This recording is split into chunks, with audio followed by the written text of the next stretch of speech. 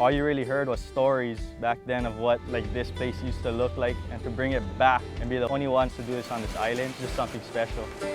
Currently have about 30 to 40 different varieties of sugarcane. About 800 years ago, we originated with 3 varieties through the canoes. Over time, it started to mutate and it created 30 to 40 varieties that we know.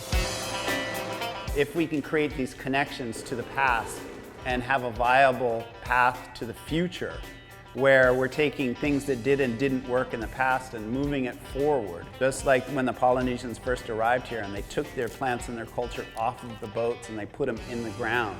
And they said, this is going to be our future. That's, I think, what we need to do as a society. And I'm excited to be part of a process. We're trying to do that as well. We receive the juice from the farm. We'll take it, we'll put it into these tanks here. We'll ferment it for about 3 to 5 days. We'll create our award-winning additive-free rum. Now you can see the spirit flowing up through the parrot. It flows down and out this tube here, and then we collect it into individual kegs. Pretty much came from my roots. My grandpa, my grandma actually my great-grandma used to work on the sugarcane fields.